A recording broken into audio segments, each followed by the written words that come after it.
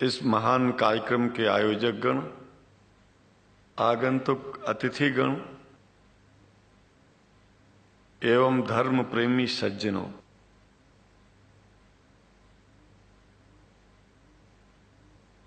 भगवान की जब कृपा होती है तो कभी धर्म की सच्चाई को जानने का अवसर मिलता है। मुसलमानों के बीच में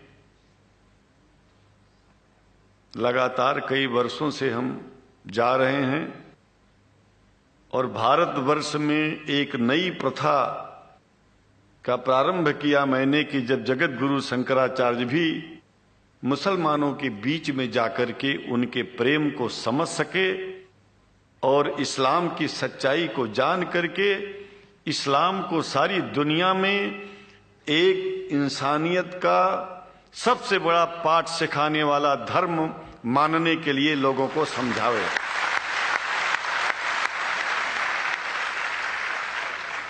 जब लोग इस्लाम को बेदर्द, मुसलमान को बेदर्द, तलवार के जोर पर चलने वाला धर्म बताते हैं तो अगर शायद धरती में कोई दुखी होता होगा तो सबसे ज्यादा दुख मुझको होता है। ये न सच्चाई है और न कभी ये सच्चाई हो सकती है। जिस इस्लाम ने पहला कलमा ही कुरान शरीफ का ये बताता है कि नहीं है इबादत के काबिल सिवाय परमात्मा के और कोई, ला इलाहा इल्लल्लाह मोहम्मद रसूल अल्लाह। भला आप बताइए, वेदों का रस निचोड़ करके मोहम्मद साहब ने परमात्मा की इबादत करके परमात्मा के पैगाम को एक ही कलमे में दे दिया। इससे बड़ा ग्रंथ दुनिया में और क्या हो सकता है? अगर कुरान के पहले कलमे को ही पढ़ करके हिंदू अपने धर्म का पालन करना चाहे तो उससे बड़ा धर्मात्मा शायद कोई नहीं होगा। कुरान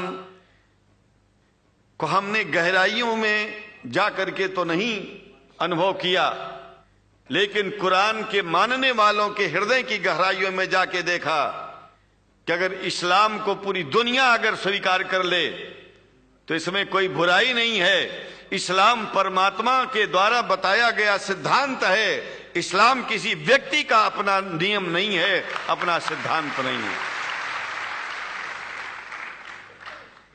कुछ लोग भेदभाव पैदा करने के लिए इस धरती पर मुसलमानों को बेदर्द कह देते हैं, इस्लाम को बुरा कह देते हैं। मैं कहता हूं उनसे बुरा इस दुनिया में कोई नहीं है। वो शैतान के बच्चे हैं, खुदा के बच्चे नहीं हैं।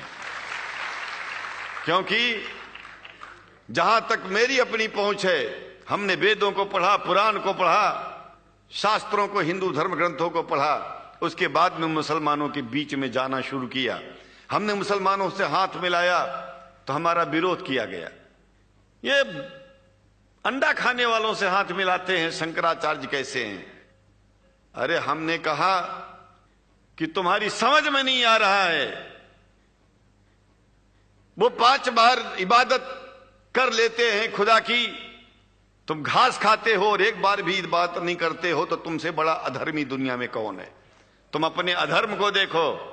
किसी के पवित्रता के सिद्धांतों का विरोध करना पहला अधर्म है। आप क्या खाते हैं, कैसे रहते हैं, अगर हमें आप दुखी नहीं करते हैं तो आपसे बड़ा इंसान दुनिया में कोई नहीं है। हम घास खाएं और आपके दिल को चोट पहुंचाएं तो हमसे बड़ा अधर्मी कोई नहीं है दुनिया में।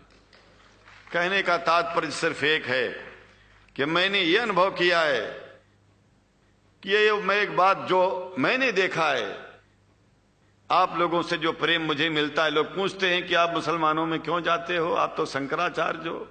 हमने कहा कि भाई मुसलमानों से पूछो कि हमसे इतना प्रेम क्यों करते हैं। वो हमसे जो प्रेम करेगा हम तो जाएंगे। कहा फिर क्या हम प्रेम नहीं करते क्या? हमने कहा कि हम तो तुम्हारे बीच में पैदा हुए और तुम मुसलमानों से प्रेम नहीं करते, इसलिए हम तुमसे प्रेम नहीं करते। मैं आप लोगों के बीच में आकर के एक बात बताता हूं। कुछ समय से हिंदू धर्म के नाम पर कुछ संस्थाएं हिंदू मुसलमानों में भेद पैदा करने के लिए कुछ ऐसा कार्य किया जिसकी वजह से आम हिंदू, सीधा साधा हिंदू बेचारा जान ही नहीं पाता है इस्लाम क्या है और सनातन धर्म क्या है। सनातन धर्म और इस्लाम में कोई भेद नहीं है और हिंदू धर्म तो कोई धर्म ही नहीं है। सनातन धर्म धर्म है और शायद जो संस्कृत का सनातन शब्द है, अगर किसी भाषा में उसको इस्लाम कहा जाए तो कोई बुरी बात नहीं है।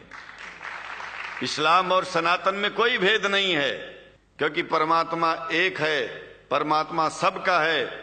ये संदेश ऋषियों मुनियों ने दिया और यही संदेश, परमात्मा का भेजा हुआ संदेश, स्वयं हमारे मोहम्मद साहब ने इस पैगाम को हमको दिया। तो हम भेदभाव क्यों करें?